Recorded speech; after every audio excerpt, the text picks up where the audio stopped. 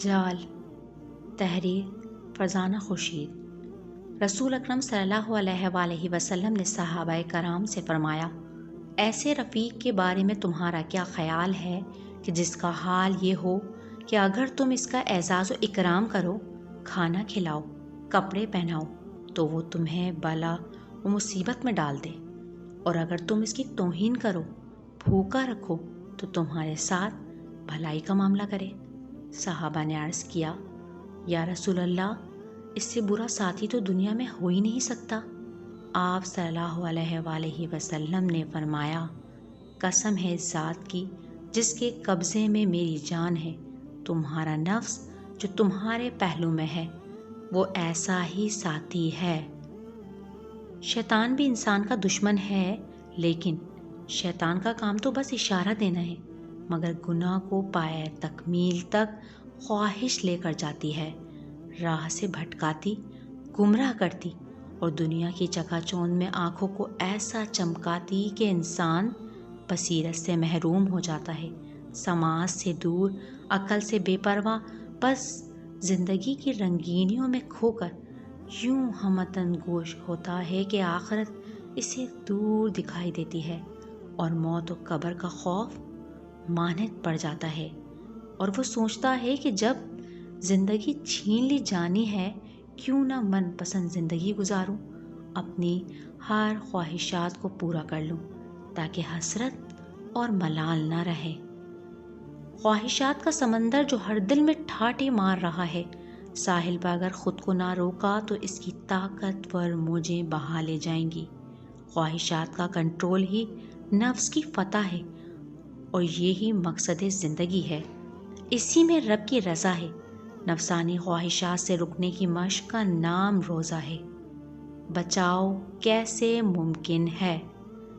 نفس پر ضد جہاد اکبر قرار دیا گیا، کیونکہ جہاد بن نفس میں دشمن دکھتا نہیں، اور چھپے ہوئے دشمن کا وار زیادہ خطرناک، اس سے خطرہ بھی زیادہ رہتا ہے۔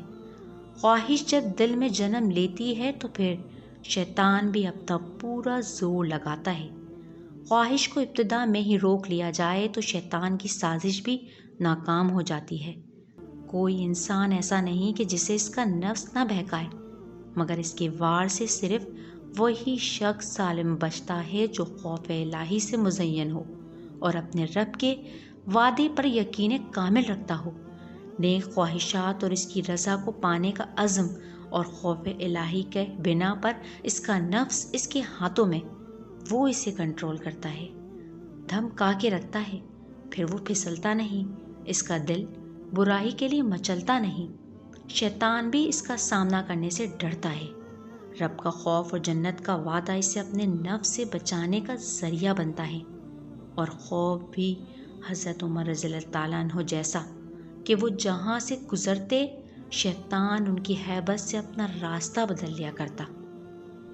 لیکن انسان جو کہ کمزور اور نفس برائی کا سرچشمہ ہے، اگر نفس کے دباؤ میں آ جائے تو نکلنے کی راہ سچی توبہ ہے، جو پھر رب سے اسے جوڑتی ہے، اس کے ایمان کو نئی روشنی ملتی ہے، اسے ایک بار پھر مقابلہ کرنے کے لیے تیار کھڑا کرتی ہے۔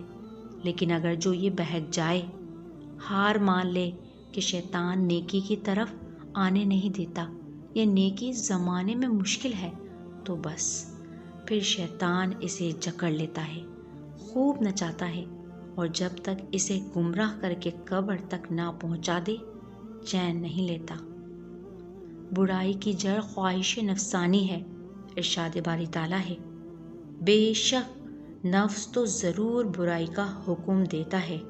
ارشاد نبی صلی اللہ علیہ وآلہ وسلم ہے، مجھے اپنی امت کے بارے میں سب سے زیادہ خوف خواہشات کی پیروی اور امیدوں کی درازی سے ہے۔ بے شک جو اپنے نفس کو قابو میں کر لے وہ عظیم فاتحہ ہے۔ اپنے اندر کے دشمن خواہش نفس کی بے دھڑک پیروی سے بچیں۔ آپ کے گرد خواہشات کا جال ہے، خواہش ہی اس کا وار ہے۔